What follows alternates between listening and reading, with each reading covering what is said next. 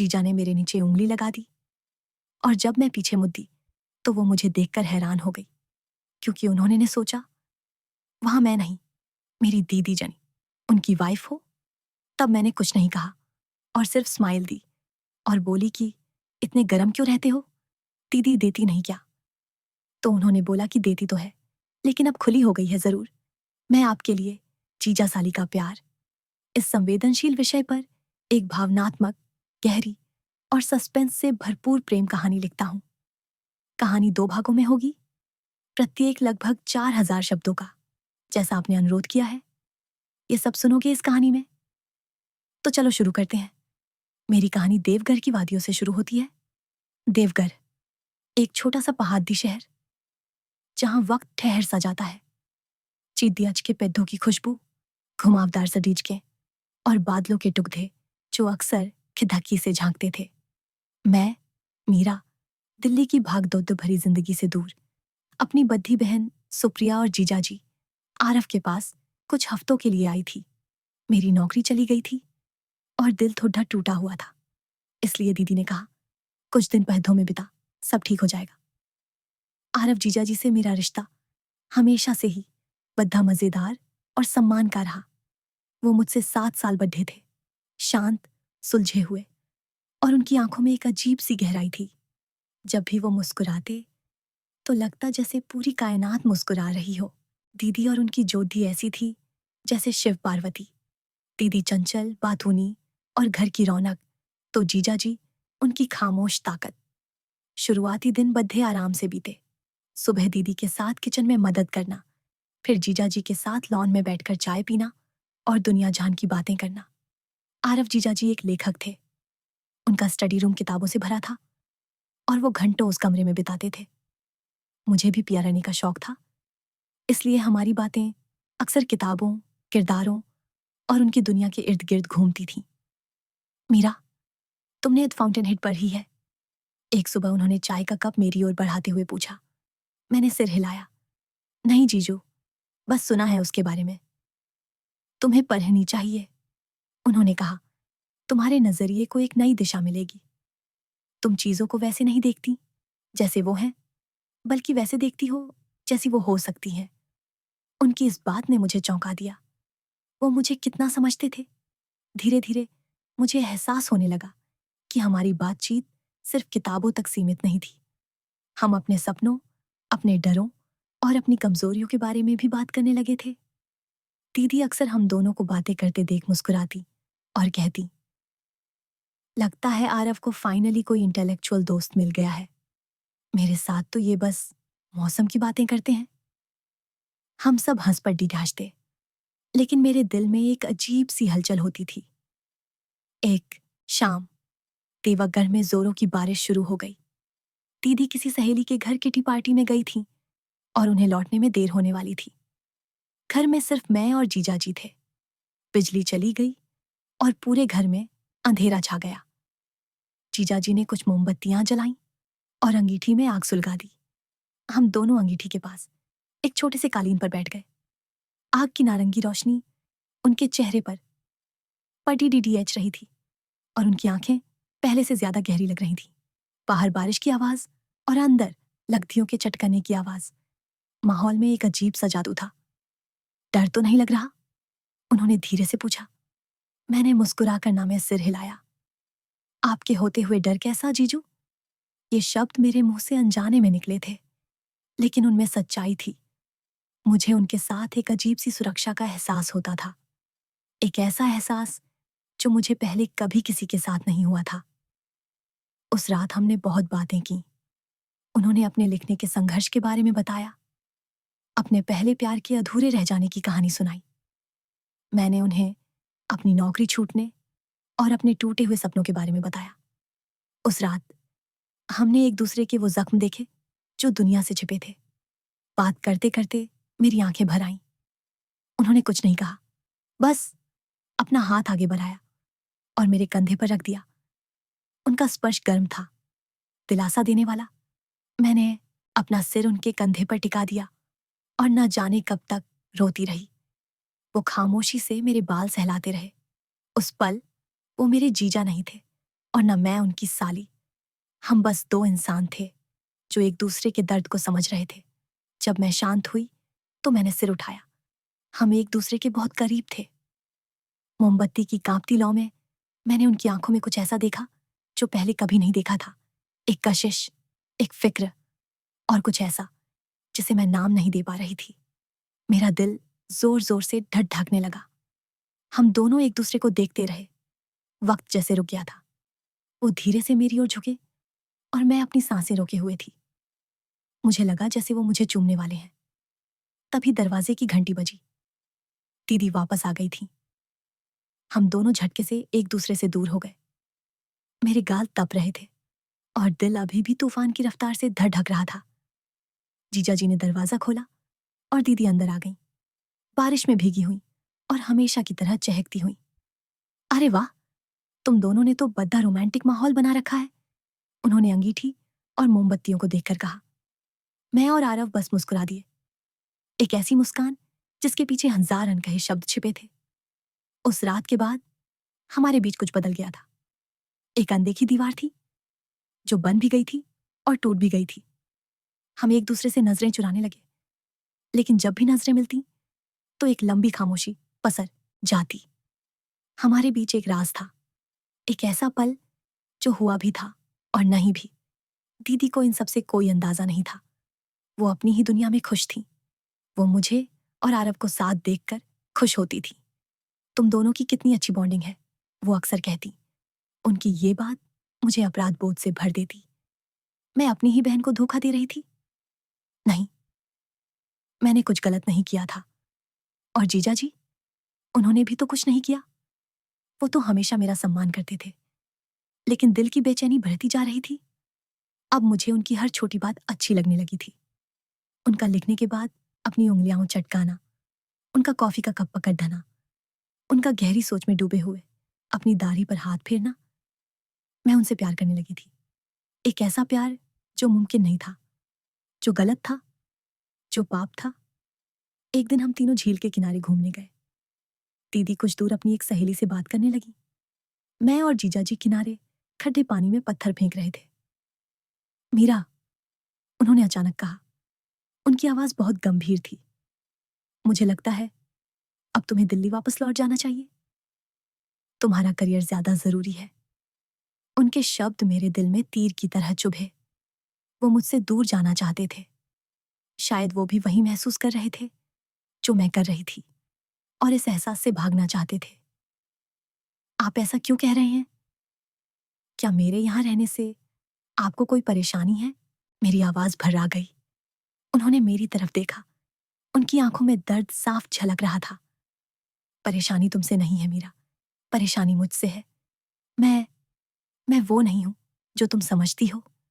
तो फिर क्या है आप? मैंने हिम्मत करके पूछा।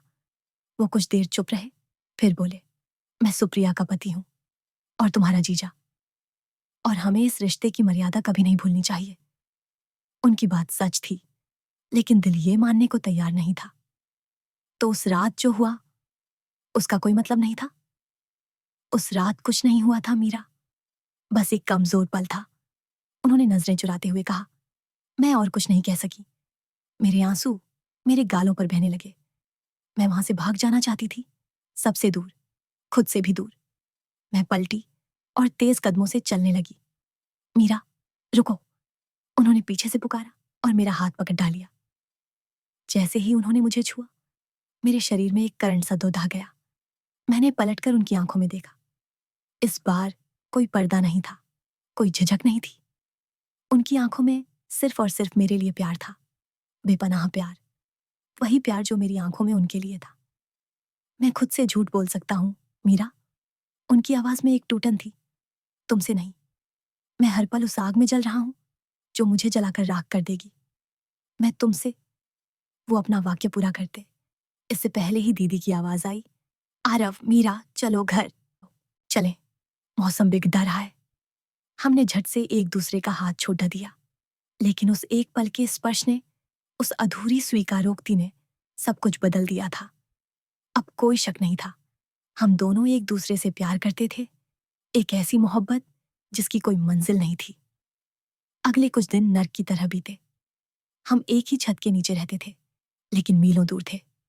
हमारे बीच की खामोशी अब दीदी को भी महसूस होने लगी थी। तुम दोनों को क्या हुआ है? एक रात खाने की मेज पर उन्होंने पूछ ही लिया। आजकल बात क्यों नहीं करते?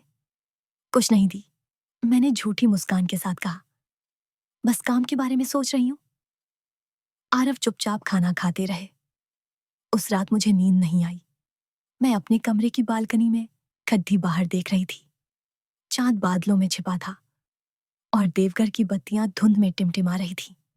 मुझे लगा कि मुझे यहां से चले जाना चाहिए। यही हम तीनों के लिए सही होगा। दीदी की खुशहाल जिंदगी में जहर घोलने का मुझे कोई हक नहीं था। मैंने मन ही मन फैसला कर लिया। मैं कल सुबह पहली बस से दिल्ली चली जाऊंगी। ये सोचकर दिल में एक हूक सी उठी, लेकिन मैंने अपने दिल पर पत्थर रख लिया। तभी मुझे अपने पीछे किसी के आने की आहट हुई। मैंने पलटकर देखा, आरव खड़ीती थे। तुम सोई नहीं? उन्होंने धीरे से पूछा। नींद नहीं आ रही, मैंने कहा। मैं जानता हूं तुम क्या सोच रही हो। वो मेरे पास आकर खड़ीठे हो गए। तुम जाना चाहती हो? मैं चुप रही। मत जाओ मीरा। उन्होंने मेरे हाथ अपने हाथों में ले लिए। उनके हाथ ठंडे थे। अगर तुम चली गई तो मैं जी नहीं पाऊंगा। ये गलत है जीजू, मैंने सिसकते हुए कहा। हम दीदी को धोखा नहीं दे सकते। प्यार करना धोखा कब से हो गया? उनकी आवाज में एक दर्द भरी सच्चाई थी। मैंने सुप्रिया को कभी कोई कमी नहीं दी। वो मेरी जिम्मेदारी है, मेरा फर्ज है। लेकिन तुम मेरा प्यार हो मीरा, मेरी रूह की तलब हो। उनके शब्द मुझे कमजोर कर रहे थे। मैं उनके सीने से लगकर रोना चाहती थी, कहना चाहती थी कि मैं भी उनसे उतना ही प्यार करती हूं। उन्होंने मेरा चेहरा अपने हाथों में लिया और मेरे आंसू पोंछे। मैं सुप्रिया को सब सच बता दूंगा। यह सुनकर मेरे पैरों तले जमीन खिसक गई। नहीं, आप ऐसा नहीं कर सकते। वो टूट जाएंगी। मैं उनकी खुशियां नहीं छीन सकती। तो फिर हम क्या करें? उन्होंने बेबसी से पूछा। क्या हम घुट घुट कर जीते रहे? हमारे पास कोई जवाब नहीं था। हमारे रिश्ते का कोई भविष्य नहीं था। अचानक उन्होंने मुझे अपनी ओर खींचा और अपनी बाहों में भर लिया। ये वही पल था जिसके बारे में मैंने कहानी की शुरुआत में कहा था। मैं अकेली खदीदी ही थी और उसने मुझे पीछे से अपनी बाहों में ले लिया था। उनका आलिंगन मजबूत था, सुरक्षित था। मैंने अपनी आंखें बंद कर लीं और उस पल को जीने की कोशिश करने लगी। दुनिया, समाज, रिश्ते, सब कुछ भूलकर। मैं तुमसे बहुत प्यार करता हूं मीरा, उन्होंने मेरे कानों में फुसफुसाया। ये 3 शब्द सुनने के लिए मेरे कान तरस गए थे। मैंने पलटकर उनकी आंखों में देखा और अपना सब कुछ उन पर वार देने का फैसला कर लिया। जो होगा देखा जाएगा। मैं अपनी उंगलियों पर उठी और हमारे होठों के बीच की दूरी को मिटाने ही वाली थी कि हमारे कमरे के दरवाजे पर एक दस्तक हुई।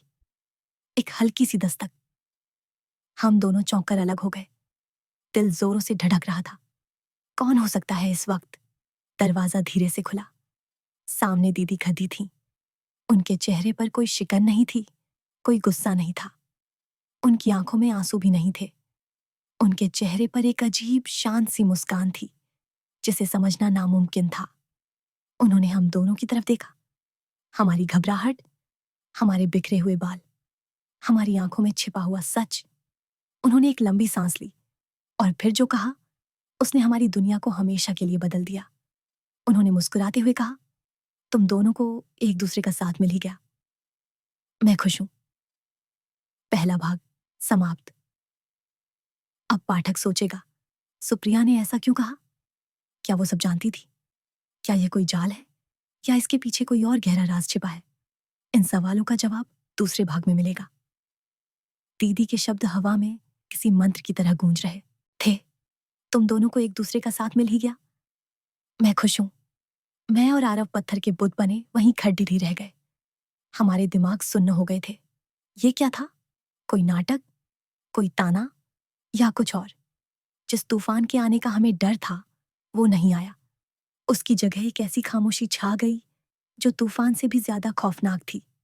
सुप्रिया दीदी की मुस्कान वैसी ही बनी रही, शांत और रहस्यमयी। उन्होंने दरवाजे से हटकर हमें अंदर आने का इशारा किया। हम दोनों किसी रोबोट की तरह बिना कुछ कहे उनके पीछे पीछे उनके कमरे में चले गए। कमरा रात की मंद रोशनी में डूबा हुआ था। दीदी ने लाइट नहीं जलाई। वो खिड़की के पास जाकर खद्दी हो गई और बाहर देखने लगी। दीदी, मेरी आवाज कांप रही थी। आप क्या कह रही हैं? आरव खामोश थे। मैं उनके चेहरे की तरफ देख सकती थी। वो भी उतने ही हैरान और परेशान थे जितने मैं। दीदी ने एक गहरी सांस ली और पलटी। चांद की हल्की रोशनी उनके चेहरे पर पड़ी एच रही थी और मैंने पहली बार देखा कि वो कितनी थक चुकी थी। उनकी आंखों के नीचे गहरे गड्ढे थे और उनकी मुस्कान के पीछे एक अंतहीन दर्द छिपा था। मैं अंधी नहीं हूं मीरा, उन्होंने धीरे से कहा, और न ही बेवकूफ। मैं पिछले कुछ हफ्तों से देख रही हूं तुम दोनों की नजरें, तुम्हारी खामोशी, तुम्हारा एक दूसरे के लिए परेशान होना, ये सब मुझसे छिपा नहीं है। मेरे गले में अल्फाज अटक गए। अपराध बोध की एक भारी लहर ने मुझे झका दे लिया। आमी अपनी ही बहन की आंखों में आंखें डालकर खद्दी नहीं हो पा रही थी। मैं जानती हूं तुम दोनों क्या सोच रहे हो, वो आगे बोली। तुम सोच रहे हो कि तुमने मुझे धोखा दिया है ना? उन्होंने आरव की तरफ देखा। तुम सोच रहे होगे कि तुम एक बुरे पति हो, आरव। आरव ने आखिरकार चुप्पी तोड़ी। सुप्रिया, मुझे माफ कर दो। मैं दीदी ने हाथ उठाकर उन्हें रोक दिया। माफी मत मांगो, आरव। प्यार करना गुनाह नहीं होता और मैं तुम दोनों के बीच जो है उसे प्यार के सिवा कोई और नाम नहीं दे सकती। उनकी बातें किसी पहेली की तरह लग रही थीं। कोई भी औरत अपने पति और अपनी बहन के रिश्ते को इतनी आसानी से कैसे स्वीकार कर सकती है? लेकिन क्यों दीदी? मैंने रोते हुए पूछा। आप गुस्सा क्यों नहीं है? आप मुझसे नफरत क्यों नहीं कर रही? वो चलकर मेरे पास आई और मेरे गालों पर बहते आंसू पोंछे। उनकी छुअन में मां जैसी ममता थी। नफरत तुमसे कैसे कर सकती हूँ पगली? उन्होंने कहा। तुम मेरी छोटी बहन हो और आरव मेरा प्यार है, मेरा सब कुछ है। मैं तुम दोनों को दर्द में कैसे देख सकती हूँ? फिर उन्होंने वो राज खोला जिसने हमारी जिंदगी के मायने ही बदल दिए। मुझे ब्रेन ट्यूमर है, उन्होंने बिना किसी भाव के कहा। Last stage. डॉक्टरों ने कहा है कि मेरे पास ज्यादा वक्त नहीं है, शायद कुछ महीने या शायद उससे भी कम। ये शब्द किसी बम की तरह फटे। मैं और आरव अविश्वास में उन्हें देखते रह गए। नहीं, ये सच नहीं हो सकता। ये कोई मजाक है, कोई बुरा सपना है। दीदी, ये ये आप क्या बकवास कर रही हैं? मैं चिल्लाई। ये बकवास नहीं है मीरा, ये मेरी जिंदगी की सच्चाई है। उन्होंने अपने पर्स से एक मेडिकल फाइल निकाली और हमारे सामने रख दी। मैं पिछले 6 महीनों से ये बोझ अकेले उठा रही हूं। मैं तुम दोनों को बताकर दुखी नहीं करना चाहती थी। आरव ने कांपते हाथों से फाइल उठाई। जैसे जैसे वो पन्ने पलटते गए, उनके चेहरे का रंग उड़ जाता गया। उनकी आंखों से आंसू बहने लगे। वो घुटनों के बल जमीन पर बैठ गए। नहीं, सुप्रिया, नहीं। तुमने मुझे बताया क्यों नहीं? हम इसका इलाज करवाते, दुनिया के किसी भी कोने में जाते। कोई फायदा नहीं होता, आरव। दीदी ने उनके पास बैठकर उनके कंधे पर हाथ रखा। बहुत देर हो चुकी है। मैंने इसे स्वीकार कर लिया है और मैं चाहती हूं कि तुम भी कर लो। मैं सुन्न खद्दीती थी। मेरी बहन मर रही थी और मैं उसके पति से प्यार करने के अपराध बोध में जी रही थी। मुझसे ज्यादा स्वार्थी और घिनौना इंसान इस दुनिया में कोई नहीं हो सकता था।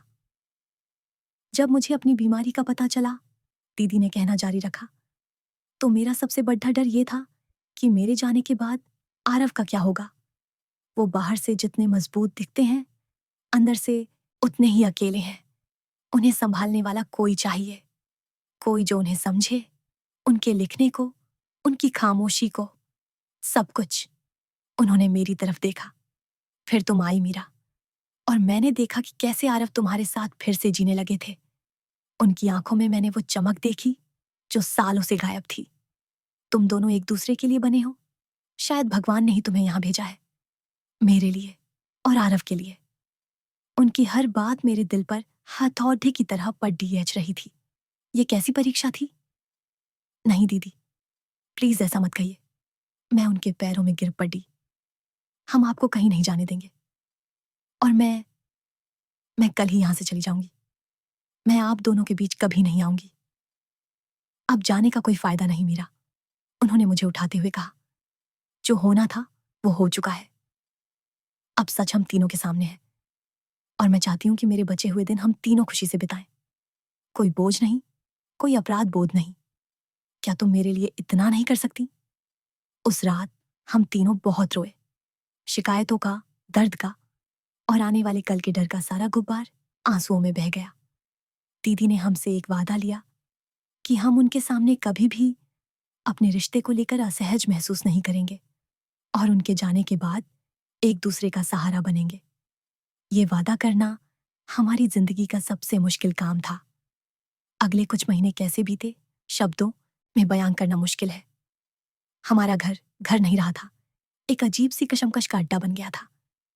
हम तीनों एक साथ रहते थे, एक साथ खाते थे और देवघर की उन्हीं वादियों में घूमते थे।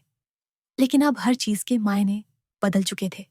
आरव और मेरे बीच का प्यार अब जुनून नहीं, एक खामोश इबादत बन गया था। हम एक दूसरे की आंखों में देखते थे तो प्यार की जगह एक साझा दर्द नजर आता था। हम एक दूसरे का हाथ पकड़ धरते थे तो उसमें दीदी के किए हुए वादे का एहसास होता था। हमारा रिश्ता अब हमारा नहीं था, वो दीदी की अमानत था। आरव ने अपना सारा वक्त दीदी की सेवा में लगा दिया। वो उन्हें अपनी लिखी हुई कहानियां सुनाते, उनके लिए उनके पसंदीदा फूल लाते और उनकी हर छोटी बड़ी जरूरत का ख्याल रखते। मैं भी दीदी के साथ हर पल रहती। हम बचपन की बातें करते, पुरानी तस्वीरें देखते और खूब हंसते। हम सब मिलकर एक नाटक कर रहे थे, एक खुशहाल परिवार का नाटक, जबकि हम सब जानते थे कि पर्दा कभी भी गिर सकता है। दीदी की हालत दिन ब दिन बिगड़ती जा रही थी। वो कमजोर होती जा रही थी, लेकिन उनके चेहरे की मुस्कान कभी फीकी नहीं पड़ी। एक शाम जब सूरज ढल रहा था और आसमान सिंदूरी हो रहा था, उन्होंने हम दोनों को अपने पास बुलाया। वो बिस्तर पर लेटी थीं और उनकी सांसें उखड़ रही थीं। मेरा वक्त आ गया है, उन्होंने मुस्कुराते हुए कहा।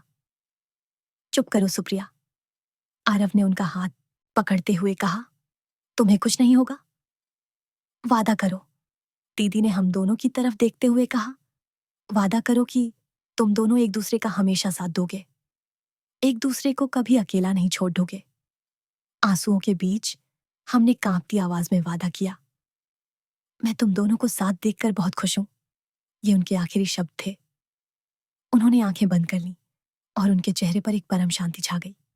वो चली गई। दीदी के जाने के बाद घर में एक ऐसा खालीपन भर गया जिसे कोई नहीं भर सकता था। आरव और मैं एक ही छत के नीचे रहते थे, लेकिन हमारे बीच मीलों की दूरी आ गई थी।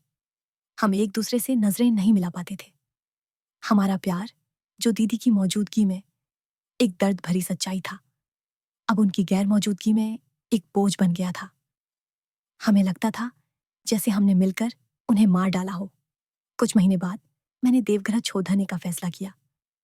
मैं जा रही हूं आरव, मैंने एक सुबह उनसे कहा। उन्होंने कोई हैरानी नहीं जताई, जैसे उन्हें इसका अंदाजा था। कहाँ? कहीं भी। यहां नहीं रह सकती। यहां दीदी की यादें हैं, हमारा अधूरा सच है। ये सब मुझे जीने नहीं देगा। उन्होंने मुझे रोका नहीं। शायद वो भी यही चाहते थे। हम दोनों को एक दूसरे से दूर जाने की जरूरत थी। उस वादे के बोझ से, उस प्यार के अपराध बोझ से आजाद होने की जरूरत थी। मैं दिल्ली आ गई। मैंने एक नई नौकरी शुरू की और अपनी जिंदगी को फिर से पटरी पर लाने की कोशिश करने लगी। आरव देवगढ़ में ही थे। हमारी कभी कभार फोन पर बात हो जाती थी, लेकिन हम दोनों ही उस मुद्दे पर बात करने से कतराते थे जो हमारे बीच था। 2 साल गुजर गए। वक्त हर जख्म भर देता है, ऐसा लोग कहते हैं। शायद भर भी देता होगा, लेकिन निशान छोड़ जाता है। मेरे दिल पर भी एक गहरा निशान था, आरव का नाम। मैं आज भी उनसे उतना ही प्यार करती थी। एक दिन मुझे आरव का एक खत मिला। 2 साल में पहली बार उन्होंने मुझे खत लिखा था। खत में लिखा था, मीरा, मुझे पता है 2 साल हो गए हैं। शायद अब हमें आगे बढ़ना चाहिए, लेकिन मैं नहीं बढ़ पा रहा हूं। मुझे हर पल सुप्रिया का किया हुआ वादा याद आता है और मुझे तुम्हारी याद आती है। मैं अगले हफ्ते देवगढ़ वाले घर को बेचने की सोच रहा हूं। क्या तुम आखिरी बार यहां आ सकती हो? मैं तुम्हें देखना चाहता हूं। तुम्हारा आरव। खत पढ़कर मेरा दिल धड़ धक उठा। क्या मुझे जाना चाहिए? क्या 2 साल बाद भी हमारे बीच कुछ बचा था? मैंने फैसला किया, मुझे जाना होगा। मुझे इस कहानी को एक अंजाम देना होगा, चाहे वो जैसा भी हो। मैं देवघर पहुंची। स्टेशन पर आरव मुझे लेने आए थे। 2 सालों में वो बहुत बदल गए थे। उनकी दाढ़ी बढ़ गई थी और आंखों में उदासी और गहरी हो गई थी। हम बिना कुछ कहे गाड़ी में बैठ गए और घर की तरफ चल दिए। घर वैसा ही था, लेकिन वीरान। हर कोने में दीदी की यादें थीं। उस रात हम दोनों लॉन में बैठे थे, ठीक वैसे ही जैसे सालों पहले बैठा करते थे। खामोशी बहुत भारी थी। मैं आज भी तुमसे उतना ही प्यार करता हूं, मीरा। आरव ने खामोशी को तोड़ ढकते हुए कहा। इन 2 सालों में एक भी दिन ऐसा नहीं गया जब मैंने तुम्हें याद न किया हो। मैं भी। मैंने धीरे से स्वीकार किया। लेकिन दीदी का किया हुआ वादा, वो एक बोझ लगता है, आरव। ऐसा लगता है जैसे हमारा प्यार हमारा अपना नहीं, उनकी दी हुई भीख है। नहीं मीरा, उन्होंने मेरा हाथ पकड़ते हुए कहा। सुप्रिया ने हमें भीख नहीं, आजादी दी थी। वो जानती थी कि हम एक दूसरे के बिना अधूरे हैं। उसने हमें जोधा था, तोड़ा नहीं। क्या हम उसकी आखिरी इच्छा पूरी नहीं कर सकते? उनकी बातों में सच्चाई थी। दीदी ने हमें एक तोहफा दिया था और हम उसे बोझ समझ रहे थे। मैंने उनकी आंखों में देखा, वही प्यार, वही कशिश। मैंने अपना सिर उनके कंधे पर रख दिया। सालों बाद मुझे वही सुकून महसूस हुआ। हमने फैसला किया कि हम दुनिया की परवाह किए बिना अपने प्यार को एक मौका देंगे। हम दीदी के वादे को निभाएंगे, लेकिन बोझ की तरह नहीं, बल्कि एक आशीर्वाद की तरह। अगले दिन घर का सामान पैक करते हुए मुझे दीदी की पुरानी संदूकची मिली। उसमें उनकी डायरियां और कुछ पुरानी तस्वीरें थीं। सबसे ऊपर एक लिफाफा रखा था, जिस पर लिखा था, मेरे जाने के 1 साल बाद खोलना। हम दोनों हैरान रह गए। ये लिफाफा हमें पहले क्यों नहीं मिला? लेकिन अब तो 2 साल हो गए हैं, मैंने कहा। शायद ये हमें अब मिलना ही लिखा था, आरव ने कहा। कांपते हाथों से मैंने लिफाफा खोला। अंदर एक खत था, दीदी की हैंडराइटिंग। खत में लिखा था, मेरे प्यारे आरव और मीरा, अगर तुम ये खत पियाच रहे हो तो इसका मतलब है कि तुम दोनों ने अपना रास्ता खोज लिया है और एक साथ हो। मुझे ये जानकर कितनी शांति मिली होगी, मैं बता नहीं सकती। पर अब वक्त आ गया है कि मैं तुम्हें वो सच बताऊं जो मैं अपने साथ ले गई। एक ऐसा सच जो शायद सब कुछ बदल दे। मुझे कभी कोई ब्रेन ट्यूमर नहीं था। मेरी मेडिकल रिपोर्ट्स झूठी थीं, जो मैंने अपने एक डॉक्टर दोस्त की मदद से बनवाई थी। मैं मर नहीं रही थी, मैं बस तुम दोनों की जिंदगी से दूर जाना चाहती थी। खत मेरे हाथ से छूट गया। मेरे पैरों तले जमीन खिसक गई। आरव ने खत उठाया और आगे पढ़ना शुरू किया। उनकी आंखें फटी की फटी रह गईं। जिस दिन मैंने तुम दोनों को बालकनी में देखा, मैं समझ गई थी कि आरव को वो प्यार मिल गया है जो मैं उन्हें कभी नहीं दे पाई। तुम मुझसे ये पूछोगे कि मैंने ऐसा क्यों किया? क्योंकि मैं भी किसी और से प्यार करती थी, आरव। मेरे कॉलेज का प्यार, जिसे मैं कभी भुला नहीं पाई। मैं तुम्हारे साथ एक समझौता जी रही थी, एक जिम्मेदार पत्नी का किरदार निभा रही थी, लेकिन मैं खुश नहीं थी। मैं तुम्हें धोखा दे रही थी, हर रोज। जब मैंने तुम दोनों का प्यार देखा तो मुझे लगा कि यही सही मौका है, तुम दोनों को एक करने का और खुद को इस बंधन से आजाद करने का। बीमारी का बहाना सबसे आसान रास्ता था। इससे तुम दोनों बिना किसी अपराध बोध के एक हो सकते थे और मैं अपनी जिंदगी अपने तरीके से जी सकती थी। मैं तुम दोनों से बहुत प्यार करती हूँ। शायद मेरा तरीका गलत था, लेकिन मेरी नीयत साफ थी। मुझे माफ कर देना। अब तुम दोनों आजाद हो, हर बोझ से, हर वादे से। अपनी जिंदगी जियो। तुम्हारी सुप्रिया। हम दोनों पर जैसे बिजली गिर पड़ी। दीदी जिंदा थी। हमारा पूरा रिश्ता, हमारा प्यार, हमारा दर्द, हमारा अपराध बोध, सब एक झूठ की बुनियाद पर खड़ा था। सुप्रिया ने हमें मिलाया नहीं था, उसने अपने रास्ते से हमें हटाया था। उसने हमें धोखा दिया था। हम दोनों एक दूसरे को देख रहे थे, लेकिन हमारी आंखों में अब प्यार नहीं, एक खौफनाक सवाल था। जिस प्यार के लिए हमने इतना कुछ सहा, क्या वो सच में हमारा था, या हम सिर्फ सुप्रिया की बड़ी सी चाल का एक मोहरा थे? अचानक आरव का फोन बजा। एक अनजान नंबर था। उन्होंने फोन उठाया। दूसरी तरफ से जो आवाज आई, उसे सुनकर उनके हाथ से फोन छूटकर जमीन पर गिर गया। उनके चेहरे पर हवाइयां उड्याच रही थीं। वो अविश्वास में मेरी तरफ देख रहे थे। किसका फोन था? मैंने घबराई हुई आवाज में पूछा। उन्होंने अपनी नजरें झुका लीं और कांपती हुई आवाज में बोले, पुलिस स्टेशन से था। पुलिस? क्यों? क्या हुआ? मेरा दिल डूबने लगा। आरव ने मेरी आंखों में देखा। उनकी आंखों में अब न दर्द था, न प्यार, न गुस्सा। उनकी आंखें बिल्कुल खाली थीं। उन्होंने कहा, 2 साल पहले देवघर के पास वाली खाई में एक औरत की लाश मिली थी, जिसकी शिनाख्त आज तक नहीं हो पाई थी। आज उसकी पहचान हो गई है। वो एक पल के लिए रुके, एक गहरी सांस ली और फिर वो शब्द कहे जिसने मेरी रूह को कंपा दिया। वो सुप्रिया थी।